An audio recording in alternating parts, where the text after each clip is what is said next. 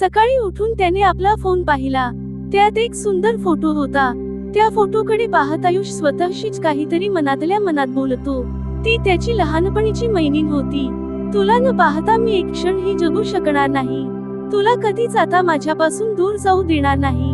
तू माझी आहेस. आराध्या हे त्याच पहिल प्रेम होत. आयुष स्वभावाने खूपच शांत होता आणि थोडा लाजाळू पण होता. न बोलता समजून घेणारा आणि कुणाचे कधी मन न दुखवणारा होता. आराध्या ही शांत स्वभावाची आणि कुणाचेही लगेच मन जिंकून घेणारी होती. ते एकमेकांचे नात्यात असल्याने नेहमी एकमेकांच्या घरी येणे जाणे होतेच. आयुष थोडा अबोल होता. आराध्या मान खूपच बोलकी होती. आराध्या मनोमनी त्याच्यावर प्रेम करत होती, पण आपले प्रेम दाखवत नव्हती. घरच्यांनाही त्यांची एकमेकांविषयी असलेली ओढ दिसत होती. आयुषला शहरात छान जॉब मिळाला होता. आराध्या मान कॉलेज करत होती. आयुषने आपल्या भावी आयुष्याची स्वप्ने रंगविली होती. आराध्या नंतर आपल्या नातेवाईकांच्या इथे शहरात आयुषकडे आली होती. त्यांच्याकडे मुलांच्या वाढदिवसाचा कार्यक्रम होता.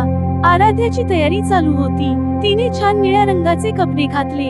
त्यात ती खूपच सुंदर दिसत होती. तिच्या चेहऱ्यावरच्या हसूमुळे ती अधिकच सुंदर दिसत होती. आयुषला पाहून तिचा चेहरा आनंदाने फुलला होता. आराध्याची बहीण अनुमान तिला आयुष्याविषयी चिडवत होती. सर्वजण खूपच आनंदात होते. वाढदिवसाचा सर्व कार्यक्रम उरकून गेला. आयुषचे सर्व लक्ष आराध्याकडेच होते. आयुषला पाहून तिच्या चेहऱ्यावर सुंदर हसू उमटले. हे सर्वजण पाहत होते. सर्वजण आनंदात होते. तो समोर येताच तिच्या ओठांवर त्याचे नाव आले. आयुषची अवस्था पण अशीच होती. तो तिची खूप आठवण काढत होता आणि सगळेजण गप्पा गोष्टी करण्यात व्यस्त होते. त्यांच्या दोघांच्या छान गप्पा रंगल्या. त्यांचे प्रेम, त्यांच्या मनात असलेली ओढ ही सगळ्यांना दिसत होती. हे त्यांच्या आईवडिलांना कळले होते. त्यामुळे आराध्याच्या आईवडिलांनी तिच्या समोर आयुष आणि तिच्या लग्नाचा विषय काढला. ती म्हणाली, नको आता लग्न विषय, मला आधी माझ्या करिअरकडे लक्ष द्यायचं आहे. नंतर मी विचार करून तुम्हाला सांगेल. सगळेच शांत झाले. आईने तिची विचारपूस केली. असं कधी होईल याची त्यांनी कल्पना केली नव्हती. आता आयुषच्या आईवडिलांना काय सांगायचे, काही क्षणासाठी ते शांत झाले होते. आयुष ही विचारात पडला. नेहमी हसणारी आराध्या त्याला पाहून थोडी शांत होती. असे सगळे शांत का हे तो त्यांना विचारू लागला. तेव्हा त्यांनी त्याला सांगितले. त्याच्या हसऱ्या चेहऱ्याकडे सर्वजण पाहत होते, पण त्याच्या मनात थोडे दुःखही होते. आधीचे क्षण आयुष्याला आठवत होते. तो त्याच्या भूतकाळात हरवला होता.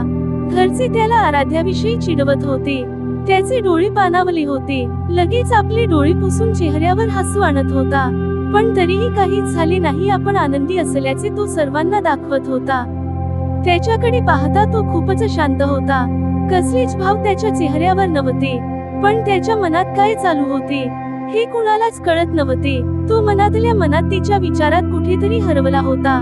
तेवढ्यात आराध्याने त्याला आवाज दिला, तू ठीक आहे ना? तेव्हा तो म्हणाला, मला काय झालं? ठीक आहे मी. त्याने तिच्याकडे पाहून आपल्या चेहऱ्यावर हसू आणलं. आराध्याची बहीण अनु आली. अरे काय झालं? असा का शांत आहे? त्याला काय बोलाव सुचतच नव्हत. तिला सगळं माहित होत. तेव्हा तो तिला सांगतो, अगं चूक माझीच होती. मला वाटलं ती माझ्यावर प्रेम करते. असं मी समजलो. हो ना, किती स्वप्न पाहिली होती.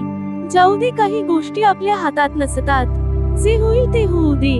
मनात भावनेचे वादळ उठवून तो दुःखी झाला होता आणि आपल्या मनातील दुःख लपवण्याचा प्रयत्न करत होता. आराध्याचे आईवडील तिला पुन्हा लग्नाविषयी विचारतात.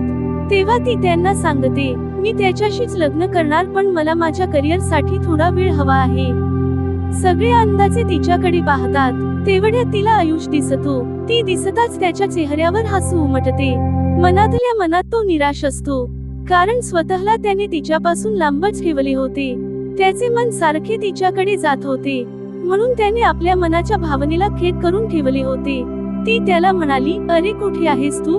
कुठे होतास? मी तुला शोधत होते. त्याने आराध्याकडे पाहिलं. तिच्या समोर उभी राहणे त्याला कठीण जात होते. तो स्वतःला सावरत होता. त्याला तिच्याशी काय बोलावे काय नाही कळतच नव्हते.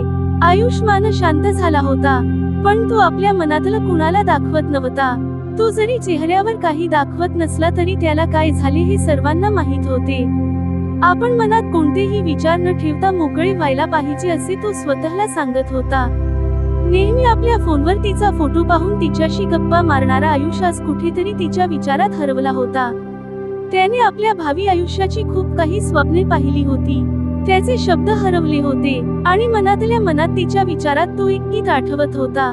कितीदा नव्याने तुला आठवावे, डोळ्यातले पाणी नव्याने वाहावे, कितीदा जुरावे तुझ्यासाठी, कितीदा म्हणावे तुझे गीत ओठी, कितीदा सुकुनी पुन्हा फुलावे, किती हाक द्यावी तुझ्या मनाला, किती थांबवावे मी माझ्या दिलाला, कितीदा रडूनी जीवाने हसावे. पुन्हा तो तिच्या आठवणीत भूतकाळात गेला, जिथे ती नेहमी त्याच्या सोबत हसत असायची. तिच्या बोलण्यात तो हरवून जायचा आणि त्याला ते तिच्या सोबतचे दिवस आठवायला लागले. तो तिच्या विचारात हरवला होता. त्याला झोप येत नव्हती. सकाळी उठला, आपल सगळं आवरून तयार झाला, तर काय ती त्याला भेटायला आली होती.